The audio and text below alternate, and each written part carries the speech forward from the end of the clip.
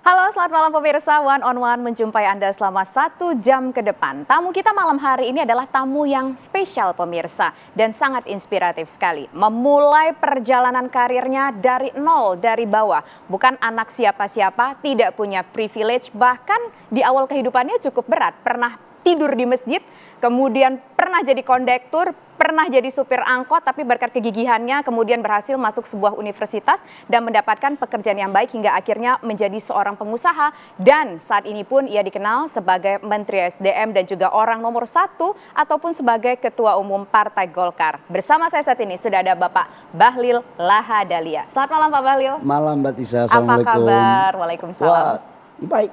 Baik dan sangat baik banget ya Pak ya, karena saya dapat kabar katanya hari ini Pak Bahlil baru saja menyelesaikan sidang program doktoralnya di bidang hilirisasi. Betul ya Pak? Cerita Tadi dong Pak. Memang sejak saya di Kementerian Investasi, karena berbicara tentang hilirisasi, saya pikir belum ada sebuah sistem by design tentang hilirisasi. Jadi saya kuliah di UI, ambil S3 di UI. Dan alhamdulillah tadi saya ujian tertutup selesai. Jadi saya membuat disertasi saya tentang kebijakan, kelembagaan dan tata kelola hilirisasi nikel yang berkeadilan dan berkelanjutan. Jadi ada SDGs-nya juga. Dan alhamdulillah tadi udah selesai dan ya cukup, ya namanya UI ya. Enggak ada yang gampang. Berapa tahun Pak? Ya 2 tahun lebih ya. Wow, 2 tahun Pak untuk program doktoral? 2 tahun lebih ya. Wah, cepat sekali itu 2 tahun ya Pak ya? Kan baru ujian tertutup, belum ujian terbuka kan. Oh, oke. Terbukanya kan nanti. Dan katanya Bapak orang pertama merupakan doktor yang mengambil topik hilirisasi ini. Saya nggak tahu ya, saya nggak tahu. Tapi belum banyak, bahkan sedikit untuk mengambil hilirisasi tentang nikel. Karena itu bicara tentang tata kelola. Andaikan pun ada, itu skopnya nasional. Jadi untuk mengambil skop sampai detail, sampai di tingkat kabupaten dan provinsi, saya rasa sih belum banyak ya. Karena saya mencari beberapa referensi tentang orang yang sudah melakukan tentang hilirisasi nikel, itu belum saya temukan. Sehingga kalau di UI sih, untuk khusus hilirisasi nikel, mungkin salah satu yang pertama kali. Oke, selamat sekali lagi Pak Bahlil, begitu ya Pak Bahlil. Ini related juga ya sama dengan amanat yang sekarang diemban sebagai Menteri SDM ya Pak ya. Nah ini kan Bapak jadi Menteri SDM, ini kan hitungannya baru ya Pak ya, sebelumnya kan di BKPM Pak. Apa yang mungkin akan Bapak ataupun sudah Bapak lakukan di rentang waktu yang singkat ini menjelang nanti pelantikan Presiden terpilih? Iya harus jujur ya. Untuk orang memulai menjadi menteri, saya ini kan jadi menteri itu kan sudah 3 kali dilantik. Ya. Pertama itu jadi kepala badan dulu, kepala badan BKPM. Setelah itu yang kedua dilantik lagi 2021 menjadi menteri investasi. Yang ketiga kemarin 1 bulan lalu saya dilantik jadi menteri SDM. Yang namanya baru 1 bulan kita masuk itu biasanya belanja masalah dan ingin tahu tentang kondisi internal di institusi di mana kita pimpin. Yang namanya orang baru adaptasi. Tapi kemudian saya diperhadapkan dengan sebuah tuntutan perintah dari para Presiden Jokowi itu bukan baru belajar di SDM, harus tancap gas. Karena saya melanjutkan apa yang sudah dilakukan oleh pemimpin terdahulu, Pak Arifin, yang sudah baik, saya lanjutkan. Tapi kalau yang belum, maka kita melakukan perbaikan. Nah, apa yang kita lakukan pertama adalah target Pak Presiden Jokowi itu dengan Pak Presiden terpilih Pak Prabowo harus melakukan penataan sistem tata kelola perizinan. Yang kedua adalah lifting minyak. Minyak kita ini kan sekarang lifting kita tinggal 600.000. Bayangkan sekarang konsumsi kita 1.500.000 sampai 1.600.000 barel per day. Sementara lifting kita 600.000 barel, bahkan mungkin 2024 nggak nyampe. Berarti kita impor kurang lebih sekitar 1 juta barel per day. Maka target saya ke depan itu adalah melakukan penataan agar lifting kita tidak boleh terlalu turun. Harus tetap pada kondisi yang kalau tidak ada gerakan itu turunnya bisa 15%. Nah yang kedua adalah bagaimana kita mengidentifikasi sumur-sumur yang idle.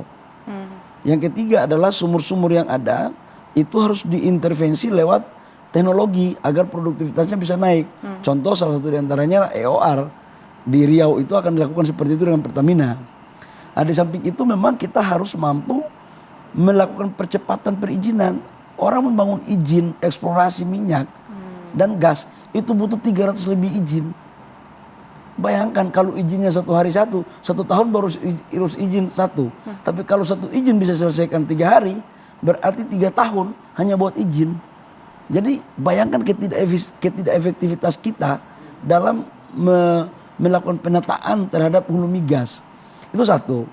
Yang kedua, kita juga punya target untuk bagaimana mendorong energi baru terbarukan. Kita kan sudah melakukan defisit terhadap EBT kita. Yang harusnya sudah 23% di tahun ini, kita masih kurang lebih sekitar 8,1 gigawatt. Kurang lebih sekitar 8.100 megawatt. Nah, itu sama dengan kurang lebih sekitar 8% kekurangan kita.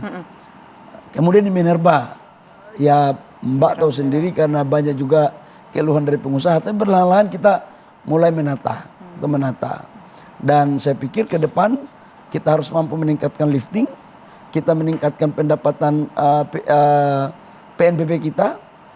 Di 2014 PNBP itu cuma kurang lebih sekitar 70 sampai 80 triliun. Sekarang PNBP kita sudah 170 triliun. Ya, SDM itu memberikan PNBP kepada negara plus dari hulu migas itu 300 sampai 350 triliun. Jadi cukup luar biasa sekali dan ini mampu menciptakan lapangan pekerjaan, kemudian meningkatkan pendapatan negara, kemudian mampu memberikan nilai tambah. Apalagi memang hulu daripada hilirisasi di sektor mineral batubara itu ada pada SDM. Jadi memang komprehensif lah. Jadi itu semua bisa dicapai dengan melakukan beberapa hal yang Bapak sebutkan tadi, termasuk juga soal perizinan yang harusnya dilakukan lebih mudah begitu ya Pak ya? Iya, sebenarnya di izinnya itu kan sudah lewat OSS, tapi kriterianya aja. Nah, iya. Jadi ini memang harus kita melakukan simplifikasi. Jujur aja SLA kita belum maksimal kok. Dan sekarang kita lakukan penataan untuk menuju kepada perbaikan. Memang di satu sisi harus kita juga memberikan kesadaran bagi pengusaha. Ya katakanlah harus yang datang mengurus izin itu harus direksinya dong. Atau staf yang mendapat mandat. Jangan lewat orang lain. Kalau lewat orang lain ya mutar-mutar jadinya kan. Dan kan kita pinginnya semuanya baik-baik saja. Ada target yang harus diwujudkan, kemudian juga ada birokrasi yang ingin lebih dipercepat lagi, terutama untuk perizinan. Tapi apakah itu semua bisa tercapai hanya dalam waktu singkat Pak? Sekarang udah September, habis itu Oktober. Nah, apakah waktu itu cukup? Kayaknya nggak mungkin cukup. Atau jangan-jangan untuk meneruskan itu semua nanti Pak Bahlil yang jadi Menteri SDM selanjutnya? Memang dengan kalau secara rasional hitungan manusia yang normal, 2 bulan itu nggak cukup untuk menyelesaikan masalah-masalah itu. Butuh waktu lah. Butuh waktu, tapi yang penting saya memaksimalkan apa sisa waktu yang ada sampai dengan bulan Oktober. Nah terkait dengan ke depan, wallahu alam bisawab, kita ini kan tidak boleh melakukan tindakan atau berpikir melampaui batas kewenangan. Karena apa? Menteri itu adalah hak prerogatif presiden. Jadi saya sendiri belum tahu apa nasib saya. Karena biarkanlah kembali kepada Allah Subhanahu wa taala dan kepada yang mempunyai kewenangan untuk menentukan. Oke, baik. Nanti kita tunggu seperti apa gitu ya keputusan dari Pak Prabowo Subianto ketika nanti dilantik. Apakah nanti nama Pak Bahlil ini akan tetap menjadi Menteri SDM atau mungkin di nomenklatur yang lain. Tapi begini Pak Bahlil, yang cukup menarik juga kemarin adalah perhatian dari masyarakat mengenai subsidi BBM. Yang katanya subsidi itu akan dilakukan tepat sasaran, subsidi secara tertutup. Nah ini mungkin nggak terrealisasi dalam waktu dekat ini? Atau mungkin ini di hold dulu deh?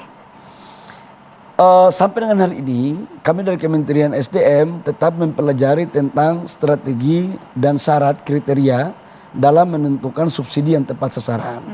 Contoh kita melakukan subsidi BBM. Masa sih orang seperti saya, seperti Mbak mendapat subsidi? Harus kita apa ya, klasifikasi, kita batasi. Subsidi itu kan harus diberikan kepada orang yang berhak. Siapa yang berhak? Adalah saudara-saudara kita yang golongan ekonominya menengah ke bawah. Yang menengah ke atas, ya janganlah memakai bahan bakar subsidi yang dibiayai sebagian oleh negara. Kan sudah gaji bagus, sekolah bagus, masa nggak malu? Masa orang mampu kita mengambil hak yang harusnya dikasih kepada saudara-saudara kita yang lebih berhak gitu loh. Kapan realisasi Pak Bahlil? Saya sebagai Menteri SDM berpandangan sampai dengan belum Oktober itu belum. Karena masih dalam kajian.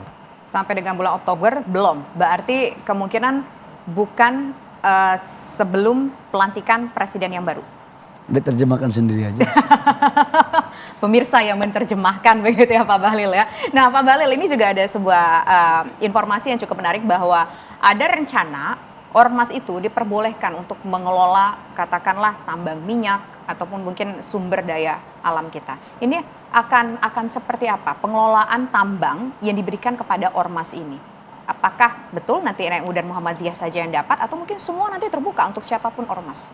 Kalau yang tadi Mbak Tisi menyampaikan bahwa minyak, saya baru dengar dari Mbak ini. Tambang. Kalau tambang, PP-nya kan udah ada.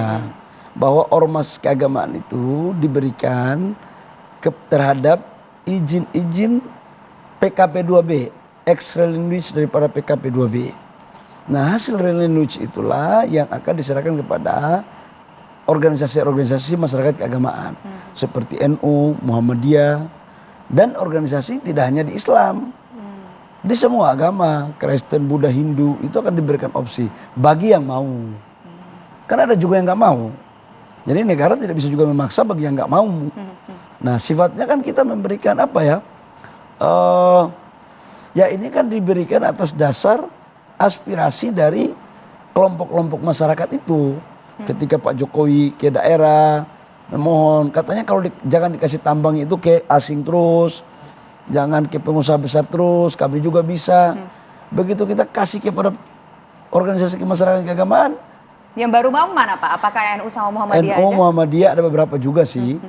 Tapi saya belum boleh ngomong lah yang sudah. Yang terrealisasi gimana Pak? Saya tuh pernah 3 minggu atau 2 minggu yang lalu berbincang dengan salah satu petinggi dari organisasi keislaman juga, datang juga ke One on One. Pada saat itu belum dapat informasinya, dia mengatakan pengen begitu ya, tapi belum dapat informasinya nih dari kementerian terkait. Kalau informasinya kan udah. Informasinya sudah dapat, tetapi belum dapat nih lampu hijaunya. Nah, enggak. Datang aja, insya Allah bisa kok. Oh, datang aja. Kalau memenuhi syarat kan oke.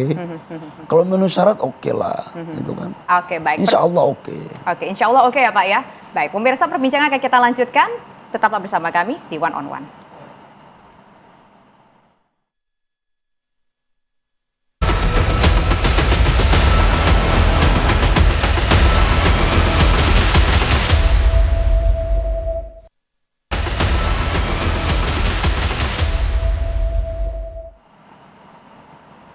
Ya, pemirsa, Anda kembali di One on One. Kalau tadi kita sudah menyimak bahwa perjalanan hidup dari Pak Bahlil Lahadalia ini luar biasa sekali. Dari nol sekali, nggak punya privilege apapun begitu ya.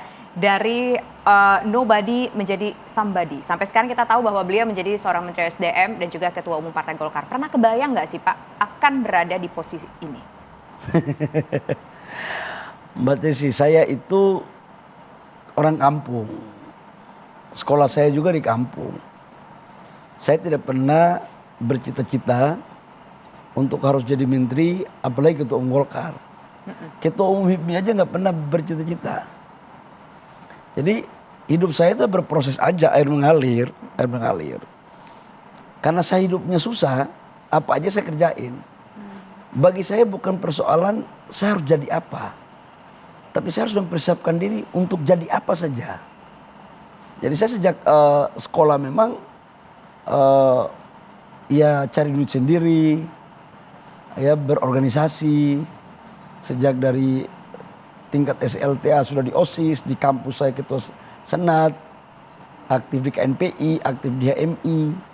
Terus waktu saya setelah itu kemudian aktif di HIPMI dari daerah, pernah ketua umum HIPMI Papua, habis itu menjadi ketua umum pusat. Jadi proses aja. Jadi nggak pernah itu saya menargetkan saya harus jadi siapa, enggak. Ini proses, bicara soal proses menarik Pak Bahlil. Kalau Pak Bahlil menjadi Ketua Umum Partai Golkar begitu, Pak Bahlil kan tidak begitu aktif di Golkar. Bahkan sempat keluar begitu ya Pak ya di Golkar, kemudian Bapak terpilih menjadi Ketua Umum. Itu bagaimana prosesnya sih Pak? Kalau proses gini Mbak aja nggak tahu. Saya 2001 itu sudah jadi Wakil Sekretaris MPG, Golkar Provinsi Papua. 2003 saya Biro Pemuda. 2009 saya itu bendahara Golkar Papua. Sampai 2013-2014. Pelatihan Golkar itu semua saya ikuti. Saya calon Ketua Umum AMPI Pusat itu 2010. Saya kalah waktu itu. Kalah. Di 2014 itu kan kemudian saya terpilih menjadi ketua umum HIPMI, konsekuensinya saya harus Keluar. mundur dari struktural partai. Bukan sebagai anggota partai. Karena Golkar itulah karya kekaryaan, saya mengabdi di HIPMI. Kan sebagai bentuk juga karya kekaryaan. Jadi kalau dikatakan bahwa tidak berproses, dari mananya? Justru saya berproses dari bawah. Tapi sempat vakum kan pada saat itu dengan alasan karena menjadi ketua umum HIPMI. Iya, Itu yang vakum. mungkin membuat orang menjadi lupa. Lalu nama Pak Bahlil muncul. Ya, saya vakum itu bukan berarti saya mengundurkan diri dari Partai Golkar, dari struktural partai, karena saya ketua umum HIPMI. Saya ketua umum HIPMI kan hampir 5 tahun. Betul. Yang HIPMI itu masa jabatannya 3 tahun, tapi saya 4,5 tahun. Tidak ada ketua umum HIPMI sepanjang sejarah 4,5 tahun. Setelah itu saya jadi anggota kabinet. Jadi anggota kabinet, Munas HIPMI tahun bulan September, saya dilantik jadi kepala BKPM bulan Oktober. Dan saya masuk di kabinet bukan juga karena Golkar, tapi karena proses saya menjadi bagian daripada Kampanye Pak Jokowi. kampanye dan juga aktif di HIPMI waktu itu. Tetapi saya masuk kan memperjuangkan apa yang menjadi doktrin karya-karyaan. Saya masuk di kabinet kan menjalankan apa yang diajarkan di Golkar. Mengabdi dan berproses di partai itu tidak mesti kita menjadi pejabat struktural di pusat. Struktural daerah itu juga penting. Tetapi bagaimana ketika kita mengabdi, kita tetap menjalankan yang namanya doktrin karya-karyaan. Golkar itu kan sebenarnya instrumen politik pemerintah. Jadi ketika kita berbicara tentang mewujudkan kesejahteraan, mewujudkan kesehatan, kemudian mengurangi kemiskinan, pendidikan harus bagus, itu bagian daripada ajaran Partai Golkar. Ini sekaligus klarifikasi bahwa sebetulnya Pak Bahlil itu walaupun tidak aktif di kepengurusan struktur organisasi Golkar ketika menjadi ketua HIPMI, tapi tetap anggota dari Partai Golkar, begitu ya Pak ya? Loh, saya menjalankan program menciptakan lapangan pekerjaan di HIPMI, menjadikan seorang jadi pengusaha, meningkatkan jumlah pengusaha. Apa itu bukan merupakan bagian doktrin Golkar? Oke. Itu kan doktrin karya-karya Golkar. Kemudian saya menjadi Menteri Investasi, mendatangkan investasi, meningkatkan pertumbuhan Itu ekonomi, doktrin juga begitu. meningkatkan pendapatan rakyat. Itu misi, tujuan daripada Partai Golkar. Lantas siapa sih yang mendukung Bapak untuk maju menjadi ketua umum Golkar? Pada saat itu yang mendorong Bapak? Ya saya yang mendorong teman-teman dan pengurus daerah. Karena yang memilih saya adalah yang punya hak suara. Siapa yang punya hak suara? DPD 1, DPD 2, dan organisasi mendirikan dan didirikan. Oke, baik. Kita lihat dulu nih Pak sebuah cuplikan berita berikut ini. Mungkin teman-teman bisa di-play, bisa diputar. Ini ada kaitannya nih Pak dengan pertanyaan kita selanjutnya. 4 sinyal Jokowi akan masuk Partai Golkar. Oke, selanjutnya Jokowi bakal masuk Partai Golkar. Aceh Hasan, kita nggak mau berandai-andai. Nah, ada juga nih Pak, ngomong-ngomong Jokowi dan Golkar dan Pak Bahlil Lahadalia. Ada orang berspekulasi di luar sana bahwa Pak Bahlil masuk Golkar atas dorongan dari Pak Jokowi. Ada tangan Pak Jokowi yang mendorong Pak Bahlil. Apakah hal tersebut betul? Gini, kalau andai orang, mimpi orang, spekulasi orang, analisa orang kan tidak bisa juga saya larang. Betul. Tetapi faktanya bahwa saya menjadi ketua umum HIPMI, saya melewati proses. Ketika ketua umum lama abang saya, Pak Erlangga mengundurkan diri, berarti kan ada ruang kompetisi di situ. Proses Munas dilakukan dengan terbuka, ada pendaftaran, ya saya mendaftar. Yang lain juga boleh. Mazhab saya ini mazhab kompetisi. Mbak saya ini sejak lahir itu berjuang untuk mencari makan karena saya keluarga dari susah gitu. Saya nggak pernah mendapat untuk biaya sekolah saja mazhab saya harus mencari duit. Jabatan dari OSIS Senat itu kompetisi semua, fight semua. Nggak ada pemberian. Ketua umum HIPMI fight juga. Dan waktu itu ketika Munas Golkar, saya katakan, silakan aja kita kompetisi semua. Nggak apa-apa kok. Dan Golkar memang suka sebuah partai yang terbuka kompetisi. Selama kader yang mencalonkan diri itu memenuhi syarat. Tapi saya nggak tahu yang mendaftarkan 2. Saya sama Pak Ridwan Hisyam. Tapi kemudian diverifikasi oleh SC, satunya tidak lolos karena tidak memenuhi syarat. Maka tinggal saya. Terus apa itu salah? Tidak ada yang salah dengan kompetisi begitu ya? Ya terus di mananya? Apakah anak orang kampung nggak boleh menjadi ketua umum Golkar? Justru ini jadi inspiratif nih Pak Atau untuk ketua inspirasi Golkar generasi harus muda. orang-orang elit saja? Kan suara rakyat, suara rakyat itu suara Golkar. Dan Golkar adalah partai yang inklusif, yang mempunyai hak yang sama bagi semua kader partai Golkar yang memenuhi syarat.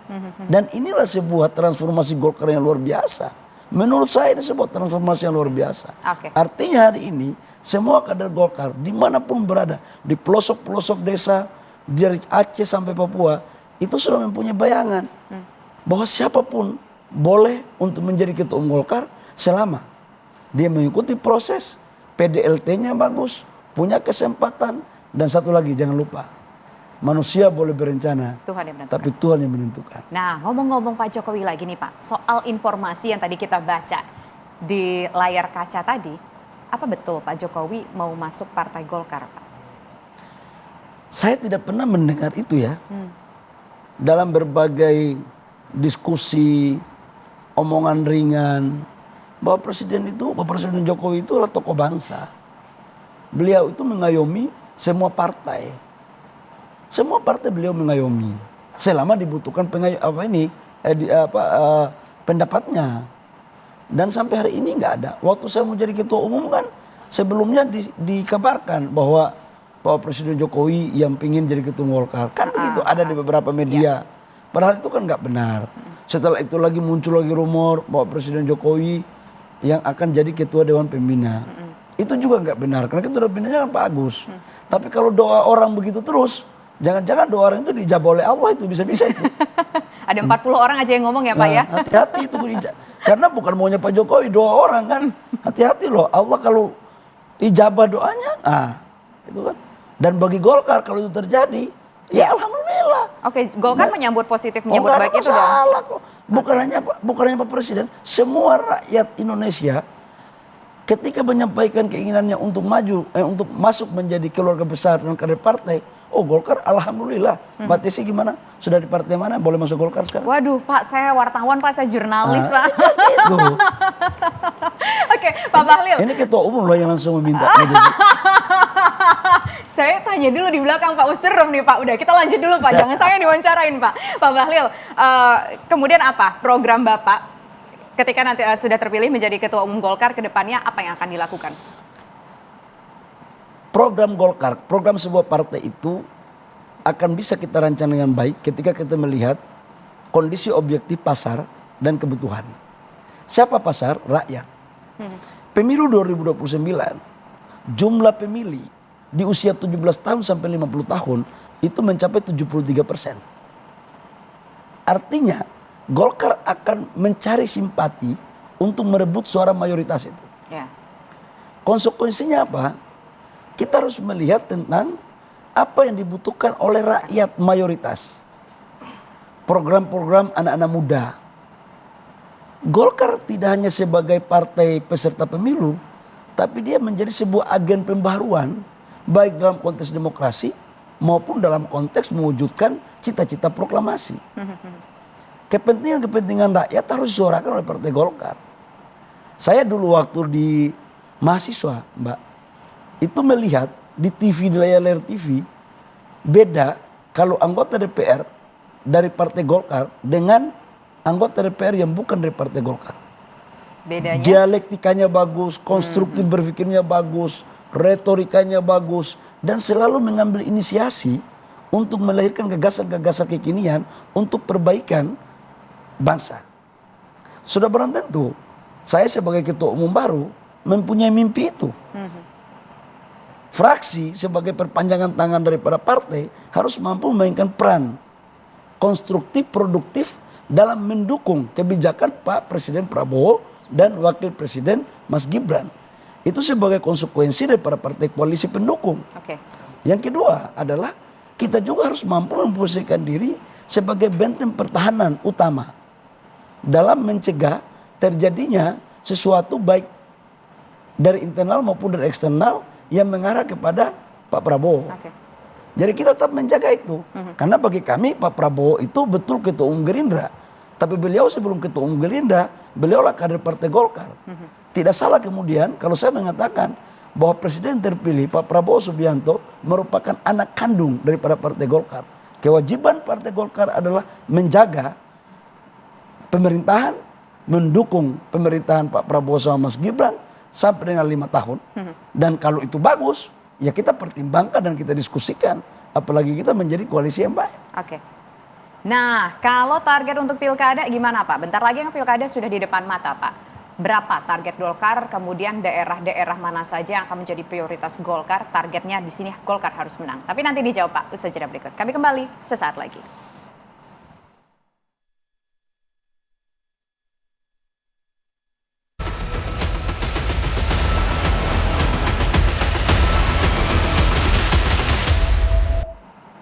Menjawab pertanyaan tadi Pak Bahlil, bagaimana target Golkar untuk pilkada? Jadi gini, sebelum saya menjawab itu saya sampaikan dulu, Golkar itu partai pemenang pemilu di tingkat nasional nomor 2 Ya. dengan jumlah 102 kursi. Kemudian pemenang pertama itu adalah PDIP, kurang lebih sekitar 110 lah ya, kurang lebih. Kita cuma beda 8 kursi. Tetapi untuk partai pemenang pemilu di tingkat kabupaten, kota, provinsi itu Golkar. Golkar itu punya 2.500 sekian anggota DPR kabupaten kota. Kita itu menang di sekitar kurang lebih sekitar 15 provinsi. Jadi ketua DPR provinsi itu Golkar 15. Selebihnya adalah pimpinan. Akankah linear nanti dengan pilkada? Nah, terkait dengan pilkada, kita kemarin di tahun 2020 itu tingkat kemenangannya 60%. Dan kita berikan target juga di tahun 2024 kurang lebih sekitar 60 sampai 61 sampai 62%. Sudah barang tentu ini pekerjaan harus semua kader, tidak bisa kerja sendiri. Nah, Golkar itu kan punya struktur sampai di tingkat desa. Jadi DPD 1, DPD 2, kemudian pimpinan kecamatan sampai desa. Bahkan Golkar punya satu organ, Badan Saksi Nasional Partai Golkar itu sampai di tingkat TPS. Nah, karena itu melihat dari cara-cara kerja Golkar, ya, kirkanya, kemudian konsolidasinya, kader-kadernya yang sangat luar biasa, maka kami membuat target sekitar 60-60% itu bukan tanpa perhitungan. Dan itu sudah kita canangkan pada saat kemarin di Munas Golkar. Oke, 60% akan memenangkan pilkada, begitu? Insya Allah ya. Nah, kalau untuk daerah yang yakin pasti menang dan ini merupakan daerah yang Golkar harus menangi, daerah mana? Apakah Jakarta, Jawa Barat, atau mungkin ada daerah-daerah lain? Mbak Tisi mau jadi jurkam Golkar? Aduh Pak, kok saya ditanya yang kedua kali loh. Yang pertama ya, kami sangat menaruh, ya namanya rencana kan, harapan kan boleh-boleh saja. Ya kami berharap seperti di Banten, ya untuk di Jawa ya. Kemudian di Jawa Barat, karena kami juga cukup alhamdulillah kuat juga di sana. Ya DKI Jakarta, harapan kan, namanya harapan kan boleh. Kemudian di wilayah-wilayah Sumatera, wilayah Timur, Kalimantan, insya Allah lah. Okay. Bahkan di Jawa Timur ya, Jawa Tengah, insya Allah Golkar bisa memenangkan. Karena kita juga kan koalisi dengan partai-partai lain gitu. Insya Allah lah. Oke, insya Allah menang, target-targetnya bisa terpenuhi 60% begitu ya Pak ya. Nah sekarang kita bicara soal IKN Pak. IKN ini kan adalah sebuah program proyek besar peninggalan dari Pak Joko Widodo yang tentunya harapannya mungkin bisa dilanjutkan ke depannya sampai dengan selesai bisa beribu kota di IKN. Langkah ke depannya ini akan seperti apa Pak? IKN ini akan tetapkah sesuai dengan target kita atau mungkin akan banyak kendala-kendala yang mungkin kita hadapi? Kemarin IKN ini kan adalah sebuah terobosan baru. Mbak bayangin kita ini di Jakarta ini sudah macetnya ya. Dan perpindahan ini tidak hanya perpindahan tentang ibu kota, tapi juga adalah cara kerja baru. Kemudian kota yang green energy. Karena dari total areal 100% yang bisa dipakai itu hanya 30-35%. Sisanya itu dijadikan hutan. Jadi memang ini betul-betul ibu kota yang ramah lingkungan dan akan memakai energi baru terbarukan.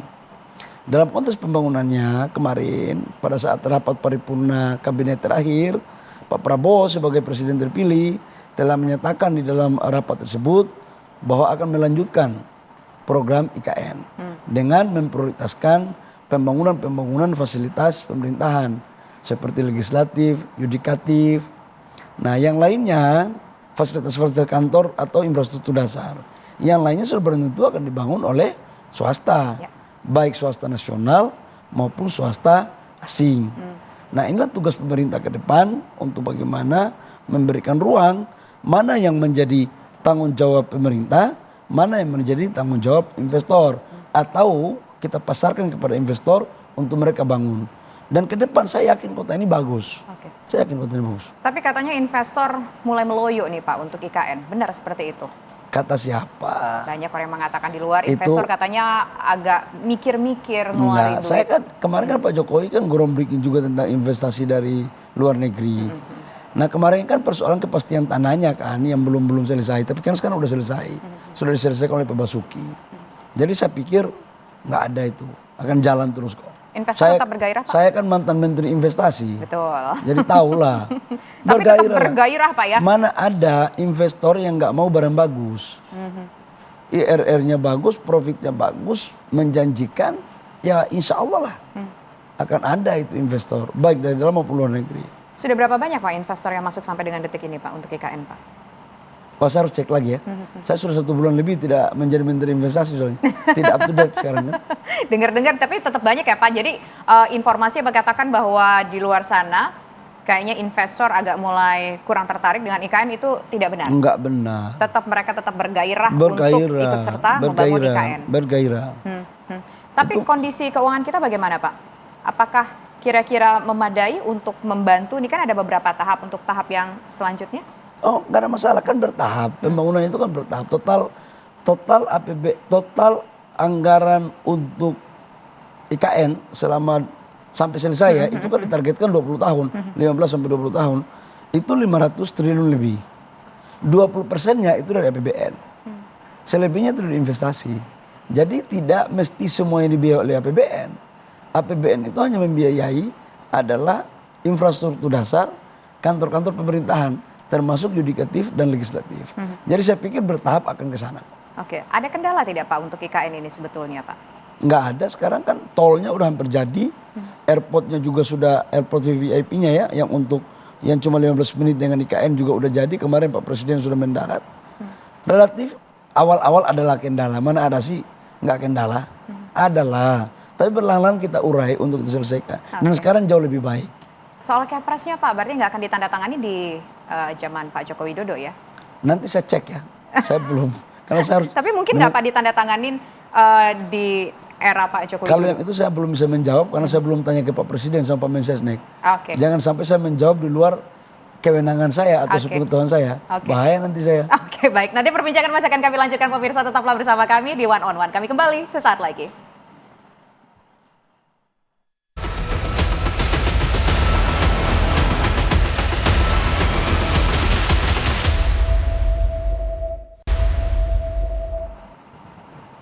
Pak Bahlil, kalau bicara sosok Bahlil Lahadalia bisa sampai di posisi sekarang menjadi seorang menteri, menjadi seorang ketua umum partai besar. Ini tentu perjalanan yang panjang dan mungkin begitu banyak tantangannya. Bisa nggak Bapak ingat-ingat lagi mungkin fase tersulit, terberat dalam hidup Bapak sampai akhirnya bisa mencapai kesuksesan seperti sekarang? Kenapa sih pertanyaannya yang susah terus? Nggak susah ini sih Pak. Jadi sekalian memberikan inspirasi bahwa di balik kesulitan itu pasti nanti akan ada titik terang begitu. Saya jujur ya, kalau mau cerita tentang di mana masa tersulit, saya itu memang dari keluarga yang sederhana banget. Ibu saya itu hanya, mohon maaf, pembantu rumah tangga. Ayah saya itu buruh bangunan, gajinya cuma 7.500 per hari. Dan saya sekolah pun sejak SD, itu sudah harus cari duit sendiri untuk bayar sekolah, beli buku. SMP itu saya kondektur angkot. SMA itu, SMEA itu saya sopir angkot. Jualan ikan di pasar, jajanan kue, jajan sayur untuk yang ibu saya buat. Kalau ibu saya sholat subuh selesai, itu bikin kue, pagi-pagi saya bangun jual kue sebelum ke sekolah. Jadi itu nggak suka, tapi itu memang merupakan keharusan yang harus kami lakukan. Kalau nggak, gimana membantu ayah ibu saya untuk makan. Setelah itu berangkat kuliah, kuliahnya pun kan saya nggak dibiayai oleh orang tua. Kuliah di Jayapura dari Fafak ke Jayapura itu naik kapal perintis itu 2 minggu yang muat ayam, kambing gitu kan, sayur-sayur, iya. Dan mampirnya itu kecamatan-kecamatan gitu. 2 minggu baru saya tiba di Jayapura. Kuliah pun nggak ada keluarga di sana. Saya kuliah tinggal di asrama. Tinggal di asrama itu ya hidupnya susah juga. Untuk makan itu dorong gerobak, jual koran, terus jadi buruh bangunan gitu loh. Jadi apa aja saya kerjain. Jadi kalau ditanya kapan masa sulit, ya usia saya 0 sampai 26 tahun sulit gitu loh. Terus sampai akhirnya dari proses yang begitu sulit, tapi kan sempat juga bekerja di sebuah perusahaan swasta kan pada saat itu. Baru di situ berubah, baru enak nih hidupnya. Saya itu merasa enak itu ketika bukan enak ya, hidupnya nggak susah-susah banget untuk dulu makan aja kan susah. Saya itu dulu kalau kuliah tugas bikin makalah di teman-teman di kampus itu saya yang bikin. Saya masih ingat itu satu makalah bikin 10.000. Nambah uang jajan ya Pak? Iya, bukan nambah uang jajan, itulah biaya transport saya, biaya untuk makan beli beras di asrama kan. Nah untuk bikin satu buah makalah itu referensinya harus 3. Dan dulu belum ada Google, harus baca buku di perpustakaan. Dan komputer masih jarang sekali pakai mesin ketik. Jadi kalau saya bisa bikin 3 makalah berarti 9 buku yang saya harus baca di perpustakaan. Jadi memang sudah terbiasa. Jadi saya setelah kuliah baru jadi karyawan, jadi pengusaha, di situ baru menjadi manusia seutuhnya. Gimana ceritanya Pak dari karyawan terus jadi pengusaha? Apakah memang kayaknya saya harus melakukan sesuatu yang Saya lebih? semester 7, semester 8 itu udah berpikir saya nggak mungkin hidup begini terus. Kalau hidup mau jadi karyawan saya, kapan saya mengakhiri penderitaan ini gitu loh. Maka saya nggak mau, waktu saya katakan begini, berjanji pada diri saya. Tapi kan di perusahaan yang cukup bagus kan pada saat itu. Apa perusahaan gajinya cuma berapa waktu itu kan? Gaya doang aja. Yang namanya karyawan mana sih gaji bagus? Secukupnya doang kok. Jadi setelah jadi karyawan, saya menjadi kemudian direktur di salah satu perusahaan konsultan keuangan. Habis itu 1,5 tahun saya berhenti, baru merintis perusahaan sendiri. Perusahaan itu naik turun juga, main di kayu, main di konstruksi.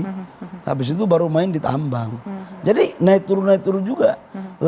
Seperti lagu dangdut itu loh, jatuh bangun gitu loh. Jatuh bangun itu juga dirasakan begitu ya. Tapi sekarang dan pengusaha yang hebat itu menurut saya bukan pengusaha yang dari atas kemudian di atas terus. Pengusaha yang hebat itu dari bawah ke atas jatuh bangun lagi. Grafiknya kan begini. Dan memang ya itu saya harus jalanin. Jadi kalau sekarang orang bilang nanti kamu susah, jangan ajarin gue tentang kesusahan. Karena gue udah susah udah lama. Kalau suatu saat kembali lagi 0, itu nggak rugi, kembali modal. Balik modal. Dan sudah berpengalaman dulu ya mengalami kepahitan. Ajarin saya tentang kesenangan, jangan ajari saya tentang penderitaan. Waduh, berat ya. Pak Bahlil, siapa orang yang paling berjasa dalam hidup Pak Bahlil? Ayah ibu saya. Apa nilai-nilai yang ditanamkan kedua orang tua? Ayah ibu saya itu sekalipun mereka sederhana, tapi mereka itu punya mimpi yang besar untuk anak-anaknya harus sukses kuliah dan menjadi orang.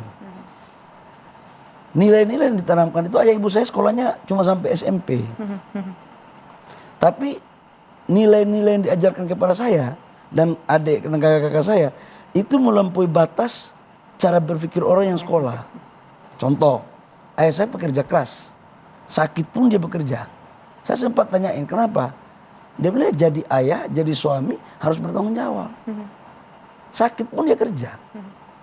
Ibu saya sekalipun hari-hari cuci pakaian rumah orang, dia bekerja untuk menafkahi anak-anaknya. Jadi nggak ada sesuatu yang kita dapatkan itu dengan cara pemberian. Ya. Harus perjuangan. Mungkin itu tidak ada referensinya, tidak dibuat dalam sebuah narasi yang indah seperti sekarang. Tapi itu ajaran yang menurut saya, yang kena dalam batin saya. Referensi kehidupan adalah pengalaman. Pengalaman. Begitu ya, Pak? Dan pengalaman ayah ibu saya, itu adalah sesuatu yang berharga bagi saya. Oke, baik. Terima kasih. Ayah ibu saya juga nggak pernah datang meminta-minta di orang kok. Enggak.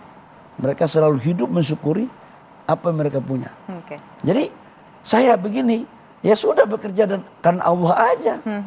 Sambil membangun silaturahmi dengan senior-senior, Oke. teman-teman, membangun jejaring, jangan sombong, itu aja. Kalau di bawah jangan terlalu sedih, kalau di atas jangan juga terlalu merasa hebat. Nanti kalau jatuh nggak sampai di tanah nanti. Nyampainya di mana Pak kalau nggak di tanah? Ya, bayang-bayang lah kira-kira. Santai aja, santai ya. Terima kasih Pak Bahlil Lahadalia dalam perbincangan malam hari ini. Pemirsa, ada 3 poin yang cukup menarik. Dan ini tentunya bisa menjadi pembelajaran untuk kita semua, terutama bagi generasi muda yang ingin menjadi orang yang sukses. Kerja keras, silaturahmi, dan juga berdoa dan percaya kepada Tuhan Yang Maha Kuasa. Terima kasih sekali lagi Pak Bahlil Lahadalia selaku Menteri SDM dan juga Ketua Umum Partai Golkar. Selamat malam. Dan pemirsa, demikian kebersamaan kita dalam One on One kali ini. Saya Tisa Noveni undur diri. Selamat malam, sampai jumpa.